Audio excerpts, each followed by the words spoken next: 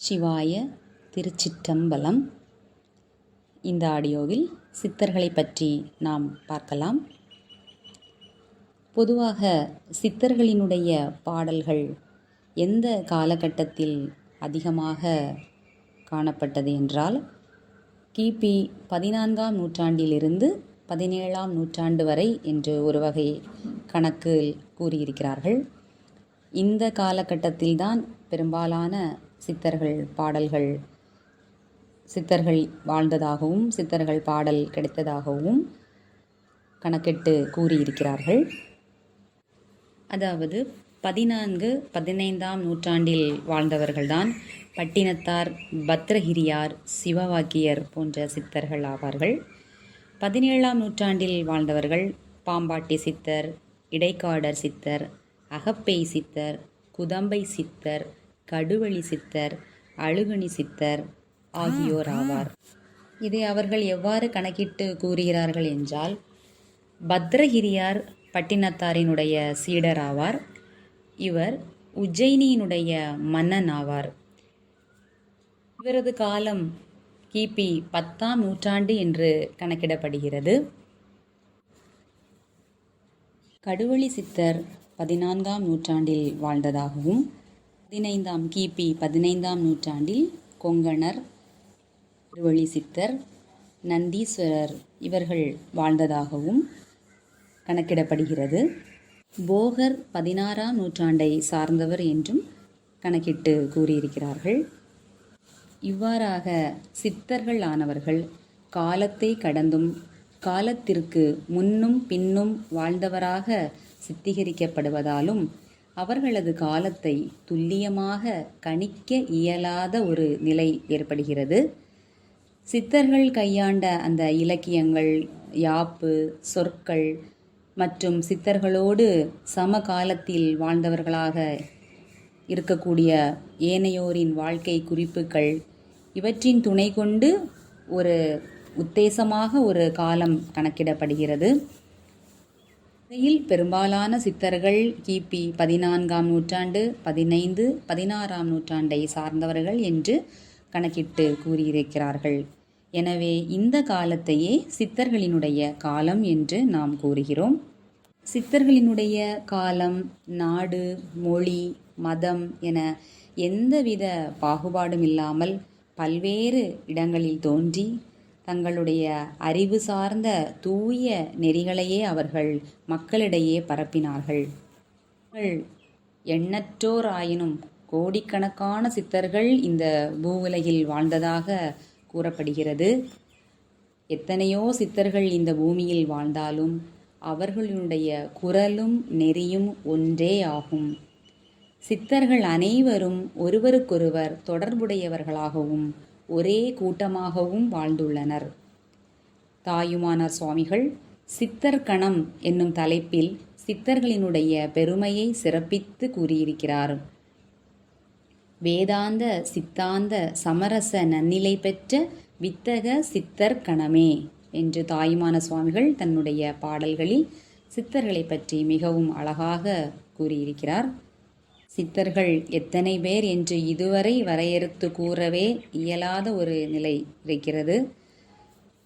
கைலாய கம்பளி சட்டைமுனி நாயனார் தன்னுடைய பாடலில் கோடிக்கணக்கான சித்தர்களை பற்றிய குறிப்பை பதிவு செய்துள்ளார். இந்த பாடல் வரிகளே அதை உணர்த்துவதாகவும் விளங்குகிறது. ஆடையிலே விண்ணுக்குள் சித்தர் கோடி என்ற இந்த வரிகள் அவர் இந்த பூமியில் கோடிக்கணக்கான சித்தர்கள் இருப்பதை சுட்டி காட்டுகிறது. அதாவது கோடி பேர், 1000 பேர் என்றெல்லாம் சித்தர்களை குறிப்பிடுவது வரையறை செய்யப்பட்ட எண்ணிக்கை அல்ல. சித்தர்களை அவர்களுடைய எண்ணிக்கை கணக்கிலடங்காதது, கணக்கில் அடக்க முடியாதது. அவர்கள் எண்ணிலடங்காதவர்கள் என்ற பொருளிலேயே அவர்கள் குறிப்பிட்டுள்ளார்கள். கணக்கிலடங்காத சித்தர்கள் இந்த புவியில் வாழ்ந்திருந்தாலும் புகழ்பெற்ற சித்தர்கள் அல்லது முதன்மையான சித்தர்கள் என்று ஒரு 18 சித்தர்கள், அதாவது 17 சித்தர்கள் என்று வரையறுக்கப்பட்டுள்ளனர். தமிழகத்தில் சித்தர்களை 11மர் என்று அழைப்பது எண்ணிக்கையினால் அல்ல, அவ்வாறு அழைப்பது ஒரு மரபாக கருதப்படுகிறது. 14 சித்தர்கள் என்ற பெயர் பழங்கால பாடல்களில் காணப்படவில்லை. மிகவும் பிற்பட்ட காலங்களில் எழுந்த பாடல்களில் மட்டுமே காணப்படுகிறது. குறிப்பாக திருமூலரின் திருமந்திரத்திலோ அல்லது சைவ சமய குரவர்கள் 4வரின் தேவாரத்திலோ அவற்றை தொடர்ந்து எழுதப்பட்ட பக்தி பாடல்களிலோ 14 சித்தர்கள் என்ற குறிப்பு இல்லை. 14ஆம் நூற்றாண்டிற்கு பிறகு, அதாவது கிபி 14ஆம் நூற்றாண்டிற்கு பிறகு எழுதப்பட்ட பாடல்களில் மட்டுமே 14 சித்தர் என்ற குறிப்பு இடம்பெற்றதாக கூறப்படுகிறது. பொதுவாக பண்டைய காலங்களில் சிறந்தவைகள் அனைத்தையுமே 18 என்னும் எண்ணுடன் இணைத்து கூறுவது ஒரு மரபாக அமைந்துள்ளது. இதற்கு எடுத்துக்காட்டாக பூதகணங்கள் 18, மொழிகள் 18, மருத்துவர்கள் 18, யாகங்கள் 18, புராணங்கள் 18, தர்ம நூல்கள் 18, குறள்கள் 18, யுகங்கள் 18, ஆடி 18, படிக்கட்டுகள் 18, ஆகமங்கள் 18, தமிழ் நிலங்கள் 18, மெய்யெழுத்துக்கள் 18, மேற்கணக்கு கீழ்கணக்கு நூல்கள் 18, கீதை அத்தியாயம் 18, இராமாயண போர் 18 ஆண்டுகள், மகாபாரத போர் 18 நாட்கள், பலவும் 18 என்னும் எண்ணிக்கையில் அடங்குவனவாகவே உள்ளதால் சித்தர்களில் தலை சிறந்து விளங்கியவர்களையும் இணைத்து 14 சித்தர்கள் என்று வழங்கப்பட்டிருக்கலாம் என்று ஒரு கருத்து நிலவுகிறது. 18 என்னும் இயக்கத்தில் 8 என்பது இறை வடிவையும் 1 என்பது பிரம்மத்தையும் குறிப்பது ஆகும். இவ்வகை இணைப்புச் சொல்லே பிற்காலத்தில் 14 சித்தர் என வழங்கப்பட்டிருக்கலாம் என்ற கருத்தும் மக்களிடையே நிலவுகிறது. வடநாட்டில் புகழ்பெற்று விளங்கிய சித்தர்கள் 9 பேர். இவர்களை நவநாத சித்தர்கள் என்று அழைக்கின்றார்கள். நவநாத சித்தர்களை 2 மடங்காக்கி தமிழில் 14 சித்தர்கள் என்று கூட வழங்கியிருக்கலாம் என்று கூறியிருக்கலாம் என்று மக்களிடையேயும் கருத்து நிலவி வருகிறது. சித்தர்கள் 18 பேர் என்றால் அவர்கள் யார் யார் என்று நாம் ஆராய வேண்டியுள்ளது. 18 பேர் என்று பட்டியலில் ஆராய்ச்சியாளர்களுக்கிடையே பல்வேறு வேறுபாடுகளும் தோன்றியிருக்கிறது. உயர்வான பட்டியல், அதாவது சித்தர்களுடைய பட்டியல் மிக உயர்வாக கருதப்படுவதால் பலரும் தங்களுக்கு பிடித்தவர்களையே, தங்களுடைய கொள்கைகளுக்கு ஏற்றவர்களையே பட்டியலுடன் சேர்த்து விடுகின்றார்கள். சித்தர் பாடலில் 2 பெரும் பிரிவுகள் பொதுவாக கூறப்படுகிறது. அவை ஞானப் பாடல்கள் ஒன்று, சித்த வைத்திய பாடல்கள் இன்னொன்று. இந்த 2 பிரிவுகளிலும் பாடல் இயற்றிய ஆசிரியர்களையும் 2 பட்டியல்களாக பிரிக்கலாம். அந்த பட்டியலை நான் இப்போது உங்கள் அனைவருக்கும் கூறுகிறேன்.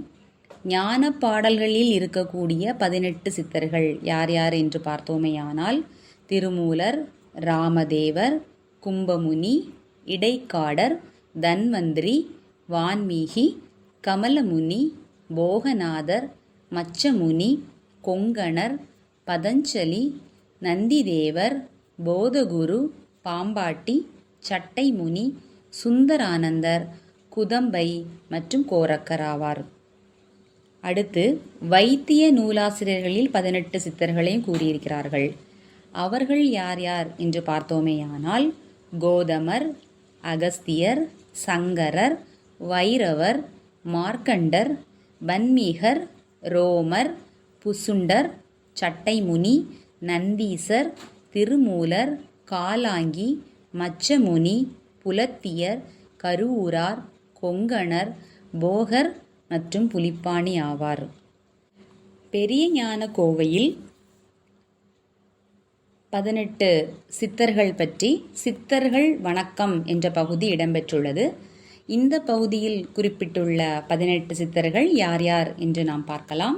பொதிகை முனிவர், போகர், நந்தீசர், புன்னாகீசர், கருவூரார், சுந்தரானந்தர், கொங்கணவர், பிரம்மமுனி, ரோமமுனி, வாசமுனி, பிரம்மமுனி, கமலமுனி, ஆனந்தர், கோரக்கர், சட்டைமுனி, மச்சமுனி, இடைக்காடர், நவநாதர் என 18 பேர் ஆவார்கள்.